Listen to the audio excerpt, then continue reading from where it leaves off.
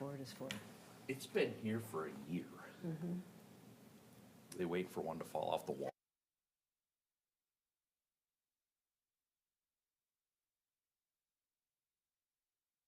Let's get moving here. Good evening, call to order the City of Lake Elmo Parks Commission meeting, June 17th, 2024. Call to order. Our first order of business will be the Pledge of Allegiance.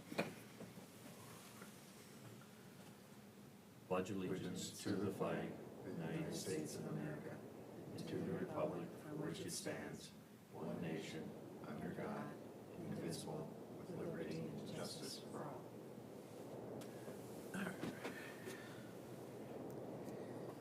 Our next order of business will be approve tonight's agenda. Do we have a motion to approve? I move to approve the agenda. Second, Bolger. All is in favor? Aye. All opposed? Anybody abstain? Motion approves.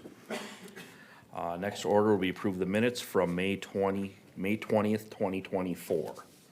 Any changes, additions, subtractions? If not, do we have a motion to approve? I move to approve the minutes from May 20th, 2024.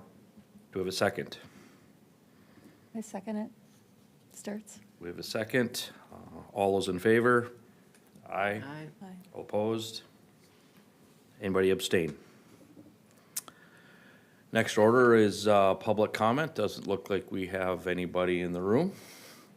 So we'll move on to the next agenda of the sand volleyball courts. Thank you, Commissioners. Part of our agenda on our CIP was to add additional volleyball courts to our amenities in our park system. So back 2 years ago, we added $30,000 into the CIP for additional sand volleyball courts. Issue before the Parks Commission tonight is would the Parks Commission like to recommend to City Council any new or additional sand volleyball courts to be added to the park system? So staff went through a couple options that we might have available within our park system that would work. In your packet, I did provide some information as far as size-wise that the city's looking for, and those would mimic the sizes that we already have at Lions Park. Pretty much a 40 by 80 for a double, or a 40 by 80, or sorry, an 80 by 80 for a double, or a 40 by 80 for a single. So option one, Pilot Park. This is capable of 1 or 2 courts. These would go on the east, the north side of the current playground. Staff would suggest to include a fence on 2 sides of these courts if we do go this route, and this would prevent the volleyball from rolling into the roadway on the north and east side of this park. Some additional options with that, we could translate the courts if we just went a single to go north and south. That may eliminate that fence, the need of that fence, if we push that further to the west. It's just a suggestion if we do go with the east and west stationary, that we'd put that fence there just to eliminate that ball from proceeding into the roadway. Option 2 was Ivywood Park. This would be in the southern half down by 5th Street. Again, capable of 1 or 2 courts. This park has come up a number of times for additional parking. Our latest Parks Master Plan has also included this one to be a community park where it's currently being categorized as a local or individual park, right? So not individual, but Neighborhood. Neighborhood. what was it? Neighborhood? Neighborhood park, yeah, correct, thank you. So, take those things into consideration as well. As if we do approve that plan, this would be more of a community park, so we would be looking at some, combining possibly Stonegate and Ivywood together. So a parking lot in this area might be subject to an option there as well, as we looked at in the past, so. Again, staff would suggest possibly a fence, and when I refer to the fence, I'm just referring to a 4-foot fence, probably the length and plus 10 or 20 feet on each side of that playing course, just to eliminate that ball from going into the, and again, this is a busier street than in the previous park, so. Our third option is Carriage Station. Again, staff would be looking at just one Suggest just one court, and again, this would be located between the pavilion and the basketball court. The green space kind of to the left of this picture is kind of open for football, soccer area currently right now, so even transitioning that court to a north and south orientation is doable. It would get close to that pavilion and that tree, and we're just trying to keep movement from one activity to the next and not trying to block anybody in. So just another thing to take into consideration with this park as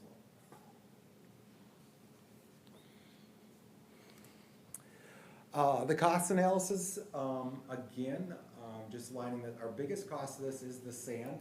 This is triple wash sand, so if you take sand and you put it in a glass jar and you stir it around, you'll see how much, like, if it gets cloudy, that's what compacts the sand, that's what sand players don't like.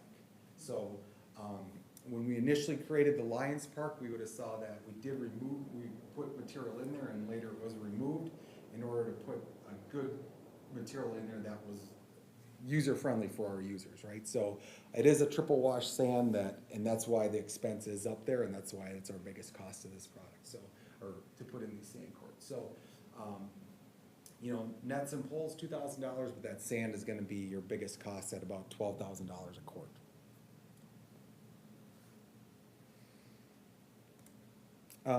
With that being said, take any recommendations or any questions, and we're looking for a recommendation tonight.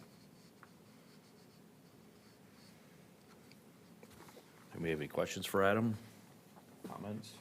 Well, the staff recommendation here of pilot and carriage, was there any reason for that? And then, in general, step back one more, what was the general reason for these three parks? So there's two questions there. So, in the background, we did indicate kind of like what we looked at when we looked at our three parks. Right. You know, what were some criteria? We were looking for that open space. Pilot Park right now is heavily used, and we think this would be a great amenity to go there. You know, there is available side parking there, which, you know, by putting in, that's why we only recommended one. By the time you get two in there, then it might actually come to a point where it's like, now it's too crowded after you get, you know, 6, 12, 18, 24 people there, right? 24 different cars. So that's why it was just a recommendation of one there. So we really do think that adding the one court to pilot would be a huge asset to that, that open space in that park. Carriage, that was picked again because of the open space and just something different to bring to that park. We will be looking at different playground equipment probably within the next, I think it's 6 years at that one, but just another amenity there to, you know, in that northern section to bring people to that park. Ivywood Park was selected mainly because of another amenity in the south, right? As we looked at our parks master plan, that is kind of the central gathering point at this time. So adding those courts to that one was our general consensus. So if the sport continues to raise in popularity, would there be a possibility of adding another court to either one of those places in the future?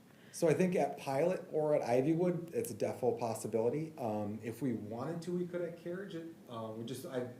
Looking at the space that we have at the bottom of the hill, we would be intruding probably a little bit more into that open space, that football, soccer area that's being used by our younger kids there right now. So I think if you did just go with one at Pilot, in either direction, you could correlate that in the future into two by just moving our poles and our diagram of our sand as well.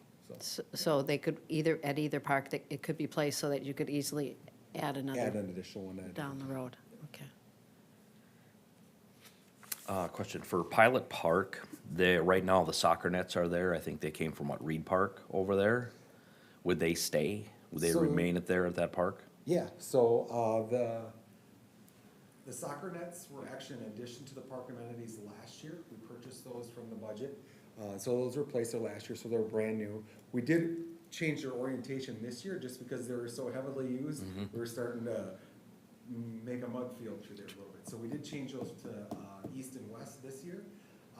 We still, with the addition of these a sand court or courts, We still could position these nets east and west or north and south in that field, in that open space. The east and west might be a little bit narrower, but I still think we could still run those nets. So if we did one north-south might make the most sense for that sand volleyball court, the way, because it is heavily used, that soccer area, is that open space. Even some of the fall football kids use it.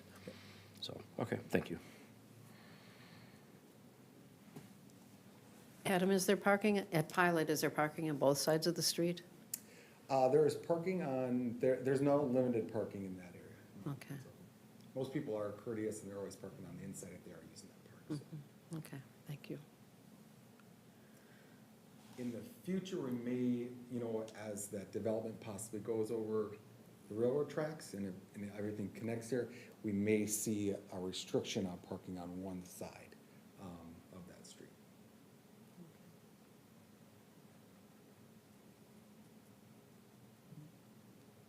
So is there a reason that Ivywood wasn't recommended? Or I'm just curious what the reason was.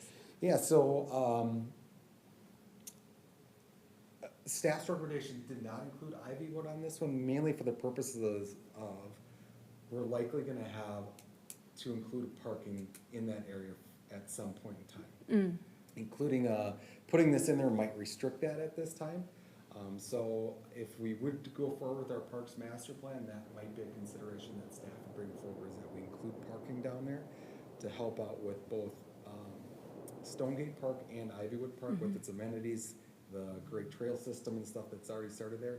So that would be, that was one of our considerations in that. Okay.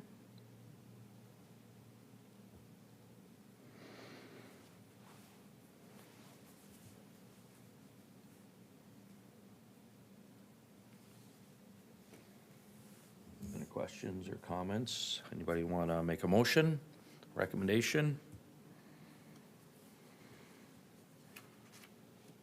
I'll go. I move to recommend to the city council the addition of one sand volleyball court at Pilot Park and one sand volleyball court at Carriage Station.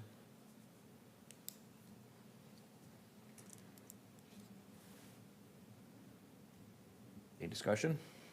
I'll second it. You have a second, there you go. Okay. All right, I'll call the question.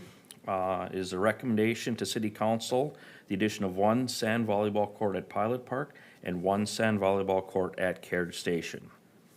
A little bit of discussion on this. I think this is good. I went around and around because I have parking issues, I think, with all of these, because you start talking about 12 or more people. That's a lot of cars. But I hear the consideration you went through, and I'm okay with it. So again, that's why, I think these will be good additions. I would have, again, kind of leaned more to the Ivywood, that other wood, because of the balance geographically. But I think you're right. I think if another one comes up, that would be something else we should add there, so. And I can see why the parking is more of an issue at Ivywood, so. No, I support this.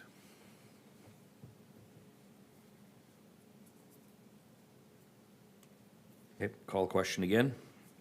Move to recommend to city council addition of one sand volleyball court at Pilot Park and one sand volleyball court at Carriage Station. All those in favor? Aye. Aye. All those opposed? Anybody abstain? Motion passes.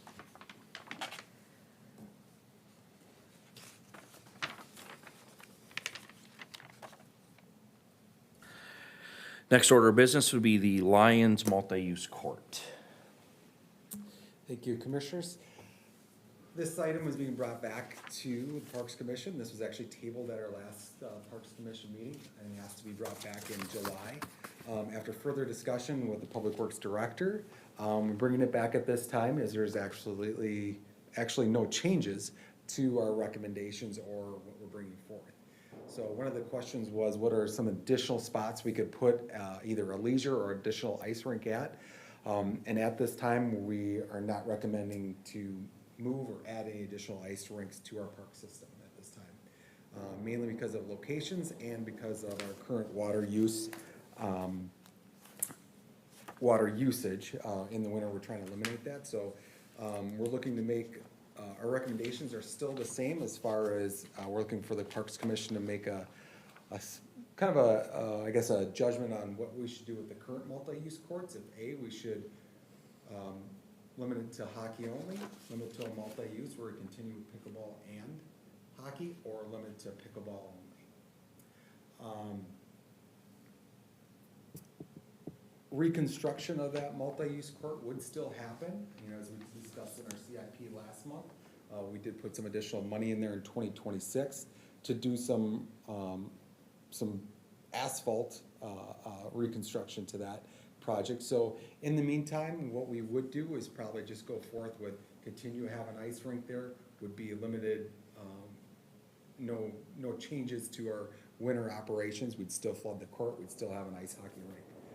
If we would go forward with repaving it in 2026, what we would do is go, we did look into Michael's comment about putting a tarp on there in the winter months, and we would consider that through the Public Works budget of purchasing that tarp and hopefully making that surface last longer throughout the year. So that would be after, if we did resurface it for pickleball, hockey, multi-use again. But I'll take any questions that may have come from that.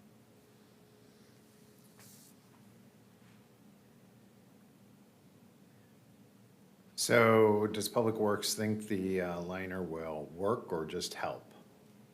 No, I think it'll definitely help the process of eliminating, the two things that'll help. One, if we change the slope of the asphalt, because right now everything's gotta go to the middle. If we completely remove that drain, which is a hot spot in the middle that always keeps that ice melted, that'll additionally help. I think the tarp will help as far as like letting water penetrate into those cracks that have already started, and that's what's just continuing to bust them up over the springtime and our spring and thaw, our season, right? So, I think it'll additionally help, and in the long run, we may have to buy a new tarp every 3-5 years, just depending on, you know, the mill, the thickness of that tarp, and the you know, the abuse that it might get from our users. That's to be determined, I guess, so.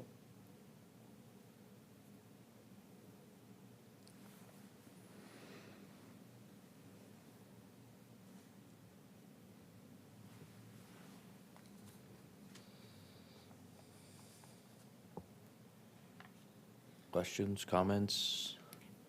This might be a tough question, I don't know, but do we know of any other cities that do that? I mean, that have the multi-use and use a tarp or whatever. I'm just not an expert on it. So I'm just curious if we know, like, this works in other places, so Yeah. exactly what you're talking about. So, Woodbury just converted, several of their ice hockey rinks over to multi-use. And I'm not 100% sure if they've been through the winter process yet. Okay. One of them is full concrete, and the other one is an asphalt layer basis, so, that's another test of which one works better than the other. One is a lot, you know, concrete's gonna be more expensive than your asphalt.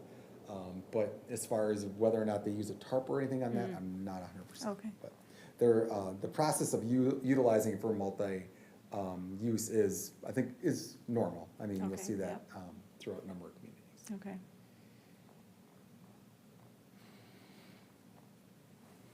So, and as I understand it, the parks budget is not billed for the tarp, it would come out of Public Works? So, yeah, so initially, yeah, because it's only a $600 to $1,000 purchase, that would just be a budget item for the Okay. parks department. Gotcha, thank you.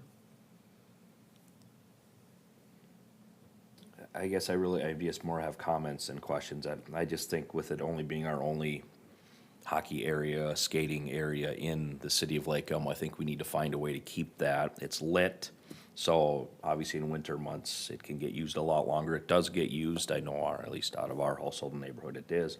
And I also understand the pickleball side, so I would like to see it remain as both, because it is a busy park for pickleball too. I was over there on Sunday over Father's Day. There was a baseball tournament going on, and the pickleball court was packed. The sand volleyball courts were packed. It was a busy day over there. So obviously, there's a high use of pickleball courts in this city as well. So I'd like to see it remain multi-use. I agree, it's a good spot, it's central, and they're both highly used. They're used highly for both sports, and that's, I think it's a good use of our money, you know. as opposed to something that you can only use seasonally. This way, it's a wise use of a tax dollar. Am I being recruited to help when this happens, if this happens? You can be the consultant. So again, like and just going through those three options again, if it was to just remain hockey, we'd likely just, we'd probably just plug our drain. We'd fill in the remaining, top layer to make it level for hockey, just with a, aggregate base to make it flat. Option 2 would be to, if we resurface for pickleball only, we'd leave the drain there. Technically, the drain doesn't hurt for pickleball, it's sloped so water drains to it perfectly. We just mill that top layer and resurface that with a kind of a wear course as well as, resurfacing it for lining and coloring.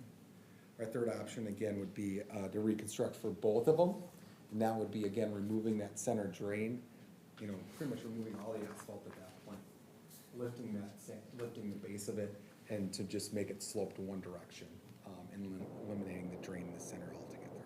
So, to use for multi-course or for multi-purpose for both hockey and pickleball, what we'd likely do again is remove that drain, bring up that surface layer, repave it, and then reline it and surface it.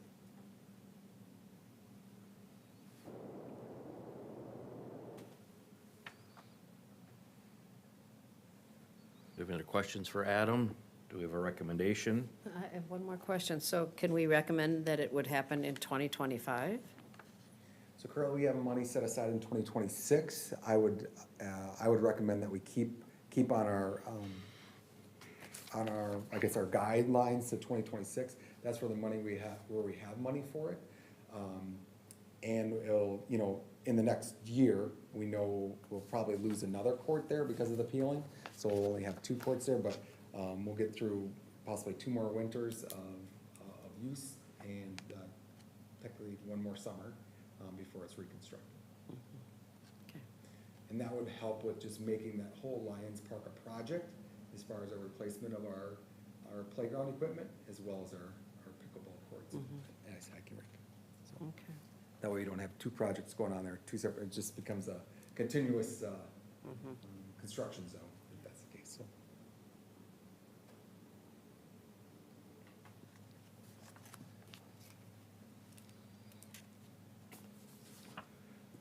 Ready for a move? Yes, sir. Move to recommend to the city council option number 3 for the existing multi-use area at Lions Park. Okay, I'll call the question.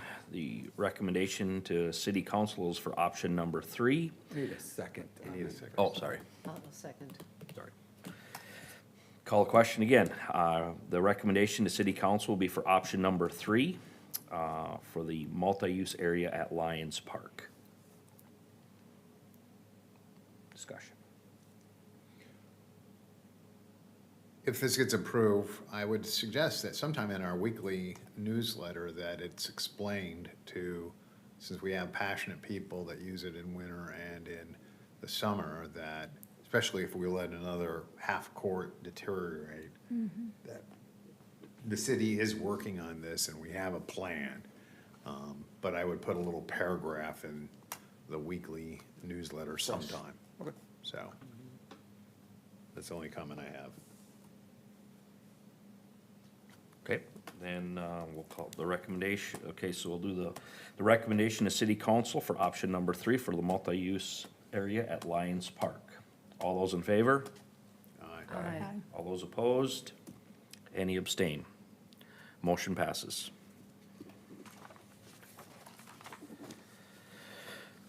Next agenda item would be communication. Over the weekend, we had our grand opening for a dog park, so our park is officially open. We are still accepting donations for anything there, include benches or additional trees that we might want to put in there. So any community members that do want to add to that park, they're more than willing to reach out to us for the donation form. I do ask commissioners to review or do a walkthrough of Stonegate Park. That'll be the next park that we'll review.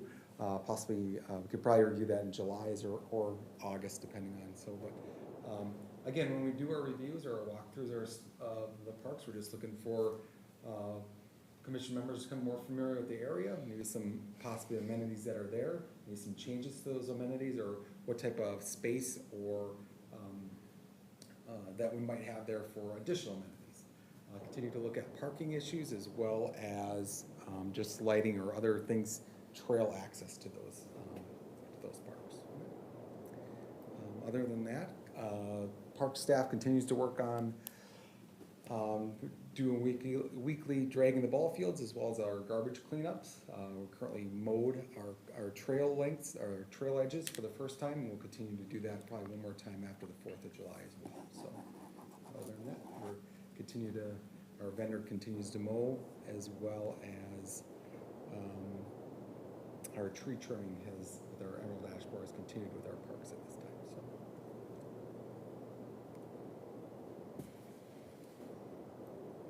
Two things, I wasn't at the dog, was there a lot of dogs there?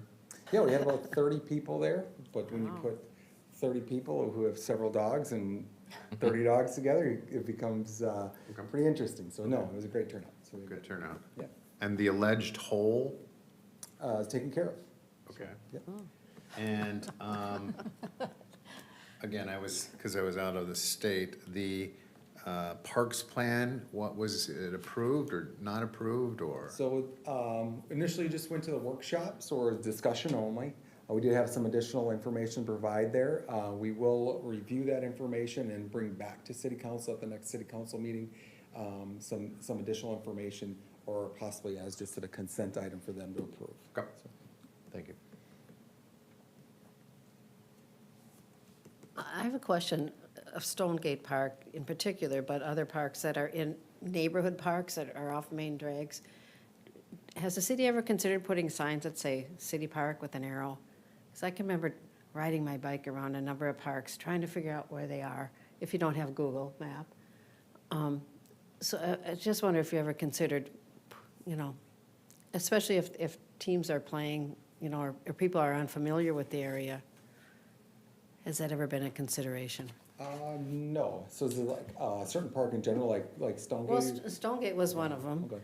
And then the other one was over in, is it Heritage Park? That has nothing, I don't even think it has a sign, at least when I was biking around it Yeah, 2 years ago. like Hidden Knoll's pretty hard to find. Yeah, so I'm just wondering if some of those that do have existing amenities that people use, it would kind of be nice to have signs.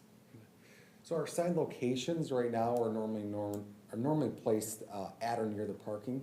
But we can review that and see if, like, for instance, Stonegate, off of Fifth Street, Yeah. if it's easier to see from there. And I'm just talking about a little sign with an arrow, said, turn left here, City Park. It doesn't even have to say the name of the park, so it could be a generic one that could be used in a number of parks.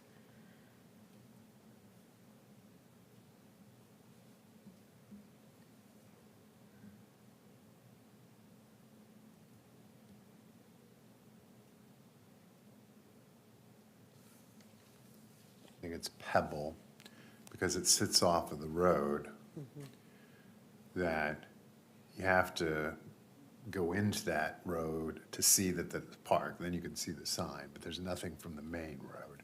Yeah, might be limited to put signs on county roads in order to access that. That might be the only downfall of that one. Right.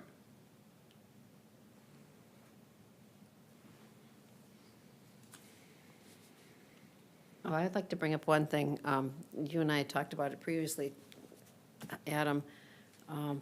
There is a $500 fee to reserve pickleball courts for the season. And as I understand it, people get that money back, or groups would get the money back if there's no damage done to the park. Is that correct? Correct. Okay. And, which really surprised me that to get the money back. Someone told me this, and I said, well, that cannot be true. And I think that it would be a way that we can add amenities, in particular to the new pickleball courts. If some of that money went back, because that would entice people to take good care of the courts, but also to use some of that to add benches or fencing in between or something like that. At Northland, is a park in Stillwater that has 8 pickleball courts. There's a group that rents the court for the year, and people pay. It used to be $10, well, it used to be $5 per person. Now, this year, it's $20 a person because they are resurfacing the court, and they are sharing the cost of resurfacing the court with both the city of Stillwater and themselves. And then it will go back down to $10. And people are more than happy to pay that amount. That's a different type of group setup because, you know, they have a board and so forth like that. But people don't mind paying to use the amenity. And I've talked to a number of people at Pebble Park and at Tablin Park who played, and people that I didn't know previously, who said they would not mind not getting back some of their money for this reservation if they knew it would go towards amenities that could be added to the park. So I was just wondering how others feel about that. It's a good idea. Yeah, Great idea. I think it's a good idea. So staff should look at that, you think? I think so. So, yeah, we're gonna look at the reservation policy. We Right. currently have one now. I think, as Pat and I spoke before, our policy is pretty general across all sports, all reservable parks, right? So, we'll look into that and give some options, you know, because renting a baseball field is gonna be a lot different than renting a pickleball court, right, or reserving it for I think the year. point here is, and I haven't been around forever, but, you know, I don't know, if it's never been updated for a long while. And so it might be a good time to just look at the whole thing, like you said, you know, the baseball, everything, and just say, hey, maybe we need to do it a little bit different, so staff would be good to look at that. The baseball fields are more labor intensive as far as the maintenance, you know. Do you do it once a week? Do you go out and? So, yeah, you know, on the reservations, like the VFW and Lions, our baseball associations take care of any maintenance of, as far as grooming the fields and things like that and lining them. The other fields that are reservable, if it be Tablin or things like that, yeah, the city's normally dragging those, so. Yep, that would be my comment about the fee. The fee is not meant necessarily to take over all the maintenance costs, all of everything. It's to add a few amenities, it's to be a partner with the city, you know, on those things. So that would be my suggestion, is that whatever the structure of the fee is, that it's not geared to be the total maintenance upkeep cost on those people that are renting it for the year, so.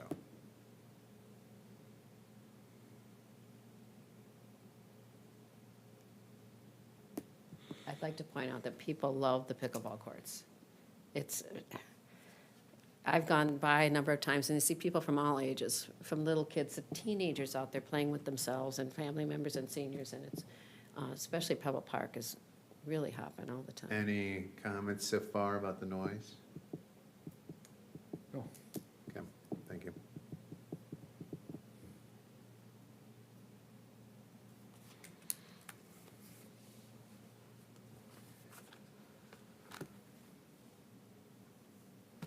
Any other comments or questions or communication with, for staff? If not, we have a motion to adjourn. Move that we adjourn. I'll second. All those in favor? Aye. All opposed? Okay. Meeting adjourned. Thank you. Great job, nice, quick